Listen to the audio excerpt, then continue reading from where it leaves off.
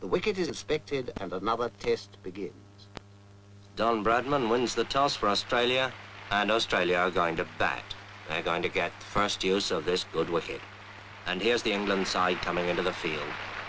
Yardley leading them, and here's Tom Dollery, Jim Laker, Dennis Compton and Douglas Wright of Kent at the end.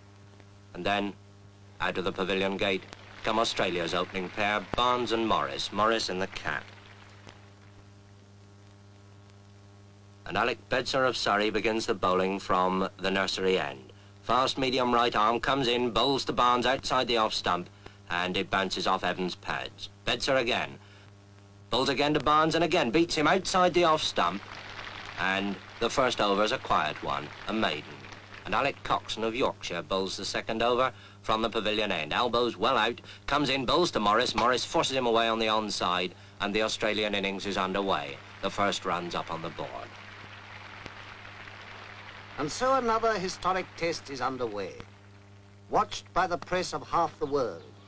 Watched too by appraising eyes in the pavilion. Eyes that have seen many a cricketer come and go.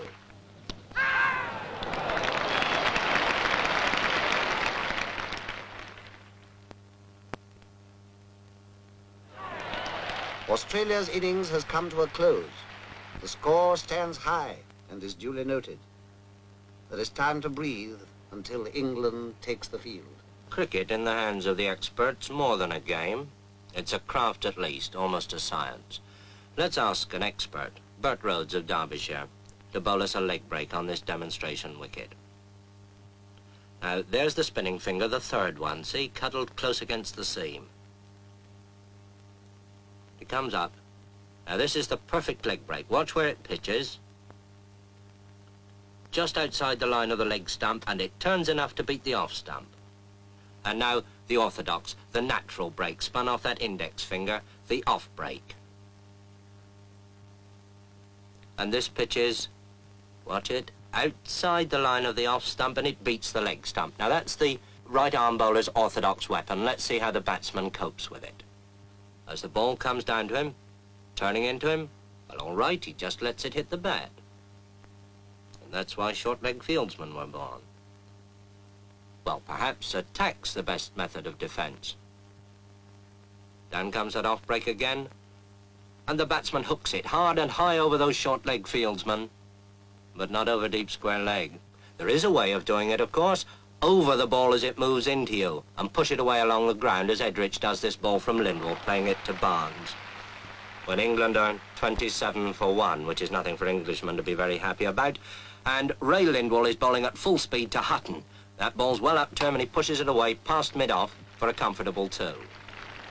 Bradman moves round those hungry Australian slip fieldsmen, and Lindwall, in one of the finest spells of fast bowling seen in England since Larwood, bowls again, this time to Edrich, and Edrich pushes him away out into the covers, quite safely.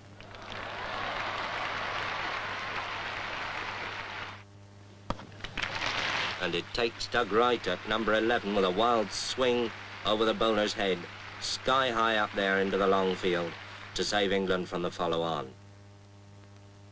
And Ray Lindwall, with 4 wickets already in the match, bowls again from the pavilion end, and bowls Alec Bedser.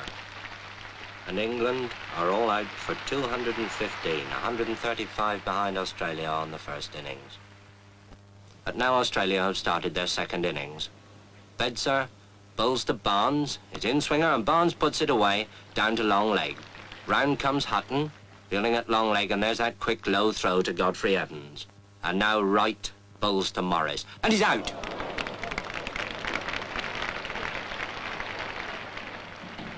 When a wicket falls or a hit is made, those behind the scenes spring into action.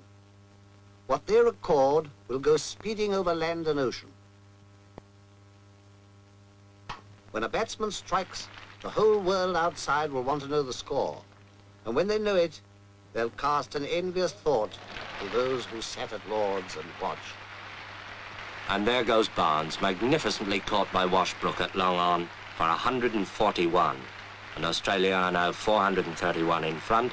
And now here comes Lindsay Hassett, the vice-captain, to face up to Norman Yardley. I suppose waiting for the earlier batsman. He's had his pads on for best part of 4 hours.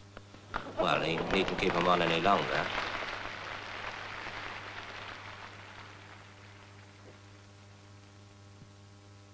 Meanwhile, the Don bats on. Don Bradman, on his last Test tour and playing his last Test innings at Lord's.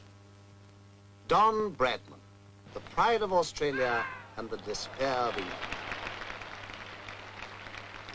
But whichever side one favours, who can but acclaim a master?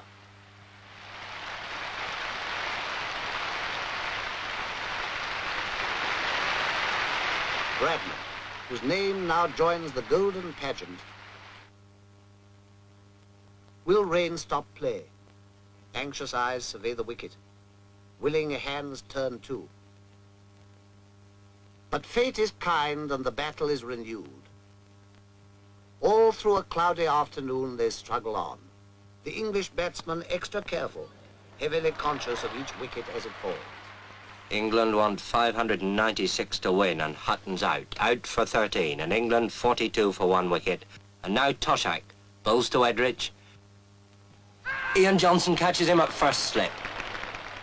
Edrich is out. England 52 for 2 wickets, and in trouble. Everything depends on the man who now comes out of the pavilion. Dennis Compton. And with Hutton gone, England's last real hope. So they fight on, a battle of muscle, sinew, and eye. For this is cricket at its finest, calling forth a quality deep in men, the calmness of a Compton on a sticky wicket when the world is watching. England, 106 for 3, want an impossible 490 to win. Impossible? Well, Compton's still there. And here's Big Bill Johnson with that bucking, bridling run coming in to bowl to him. And Compton's out. England's last hope of the impossible. And now, Toshak bowls to Coxon. Toshak thinks he's out. Umpire thinks he's out. Coxon thinks it's a shame. Now it's all over, bar shouting. The day wears on. Another game is lost and won. Well, perhaps not quite. Defeat has come to England, and to Australia, victory. Australia takes the Ashes.